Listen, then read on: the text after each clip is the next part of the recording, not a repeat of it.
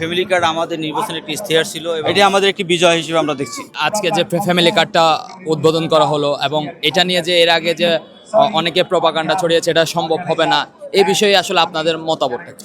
আসলে সম্ভব হবে কি হবে না, ফ্যামিলি কার্ড আমাদের নির্বাচনের একটি ইশতেহার ছিল এবং বাংলাদেশের প্রেক্ষাপটে নারীদের কল্যাণে, নারীদের উন্নয়নের জন্য এটি একটি প্রয়োজনীয় পদক্ষেপ ছিল। সেই আলোকে আমরা আমাদের ইশতেহারের অংশ হিসেবে বিএনপি এই ফ্যামিলি কার্ডের বিষয়টি ঘোষণা করেছে। এবং আপনারা জানেন যে বাংলাদেশের বর্তমান প্রধানমন্ত্রী জনাব তারেক রহমান তার নির্বাচনী আসন এর অন্তর্গত এই করাইল বস্তি থেকে প্রথম তিনি আজকে ফ্যামিলি কার্ড উদ্বোধন করেছেন এবং অনেকগুলো পরিবারের মধ্যে ফ্যামিলি কার্ড বিতরণ করেছেন। এর দ্বারাই প্রমাণ হয় মাত্র কয়েকদিনের মাথায় রাষ্ট্র ক্ষমতা গ্রহণ করার পরই আমরা যে এই প্রকল্পটি বাস্তবায়ন করতে সক্ষম হব এবং আমরা যে উদ্বোধন করতে সক্ষম হয়েছি, এর দ্বারা প্রমাণ হয় যে এটি একটি বাস্তবসম্মত সিদ্ধান্ত ছিল এবং এটি একটি প্রয়োজনীয় সিদ্ধান্ত ছিল। এটি আমাদের একটি বিজয় হিসেবে আমরা দেখছি। আরেকটা বিষয় হচ্ছে যে এটি ধাপে ধাপে সারা দেশে কিভাবে ছড়িয়ে যাবে সেটার প্রসেসিং সম্পর্কে আপনার কি কোনো ধারণা আছে? আপনি জানেন অলরেডি বাংলাদেশের বেশ কিছু এলাকায় ফ্যামিলি কার্ড পরীক্ষামূলকভাবে আমাদের শুরু হয়েছে।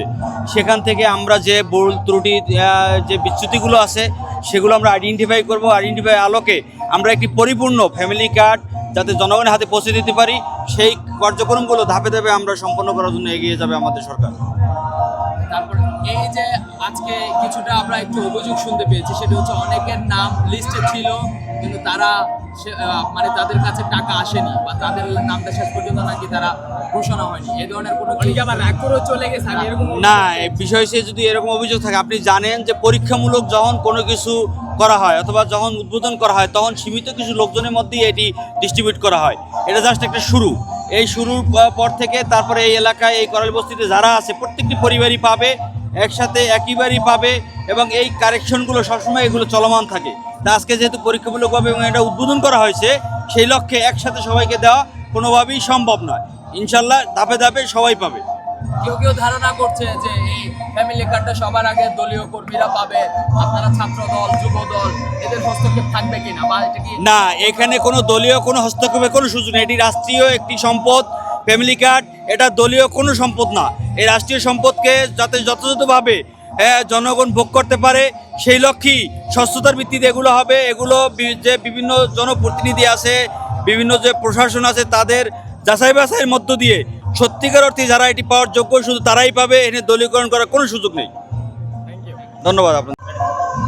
আমরা সকলেই জানি একটি নারী যদি ভালো থাকে তাহলে ভালো থাকে একটি পরিবার, একটি পরিবার যদি ভালো থাকে তাহলে ভালো থাকে একটি সমাজ, একটি সমাজ ভালো থাকলে ভালো থাকে একটি দেশ। সেই পরিকল্পনা থেকে বাংলাদেশ জাতীয়তাবাদী দলের চেয়ারম্যান এবং বাংলাদেশ গণপ্রজাতন্ত্রী সরকারের মাননীয় প্রধানমন্ত্রী জনাব তারেক রহমান আপনার নির্বাচনী ইশতেহারে ঘোষণা দিয়েছিলেন, আমরা যদি জনগণের ম্যান্ডেট নিয়ে রাষ্ট্রীয় ক্ষমতায় আসতে পারি তাহলে আমরা প্রত্যেকটি পরিবারের নারী প্রধানকে আমরা একটি করে ফ্যামিলি কার্ড দিব। বাংলাদেশ জাতীয়তাবাদী দল রাষ্ট্রীয় ক্ষমতায় আসার ঠিক 21 দিনের মাথায় আজকে সেই ফ্যামিলি কার্ডের পাইলট প্রজেক্টের উদ্বোধন হচ্ছে। টেকনাফ থেকে তেঁতুলিয়া প্রত্যেকটি অঞ্চলে আপনার নারীরা মুখিয়ে ছিল, বিশেষ করে গরিব দুঃখী মেহনতি মানুষ যে পরিবারগুলো, দরিদ্র পরিবারগুলো, তারা মুখিয়ে ছিল কবে এই ফ্যামিলি কার্ডটি উদ্বোধন হবে। আজকে সেই উদ্বোধনী অনুষ্ঠান, আজকে বাংলাদেশের সাধারণ জনগণের এবং বিশেষ করে নারীদের এক উচ্ছ্বাসের দিন। আমরা এই মাঠে এসে সকাল থেকে দেখেছি নারীরা কী ধরনের উচ্ছ্বাস ব্যক্ত করেছে, তাদের স্বপ্ন পূরণ হয়েছে। আমরা বলতে চাই শহীদ প্রেসিডেন্ট জিয়াউর রহমান এবং দেশনেত্রী বেগম খালেদা জিয়ার সন্তান জনাব তারেক রহমান, উনি যে প্রতিশ্রুতিগুলো দিয়েছিলেন নির্বাচনের আগে, তার প্রত্যেকটি প্রতিশ্রুতি উনি ইতিমধ্যে ক্ষমতায় আসার সাথে সাথে প্রত্যেকটি বাস্তবায়নের জন্য উনি অলরেডি কাজ শুরু করেছেন। ইনশাল্লাহ উনি নির্বাচনের আগে ঘোষণা দিয়েছেন এবং নির্বাচনের পরেও ঘোষণা দিয়েছেন সবার আগে বাংলাদেশ, মানে সবাই বাংলাদেশের সকলকে নিয়ে উনি এই রাষ্ট্রকে, এই দেশকে, এই সমাজকে বিনির্মাণ করতে চায়। ইনশাল্লাহ আমরা সকলেই ওনার পাশে রয়েছি, আমরা ওনার সাথে রয়েছি এই বাংলাদেশকে নতুনভাবে সাজানোর জন্য। সবার আগে বাংলাদেশ। Thank you.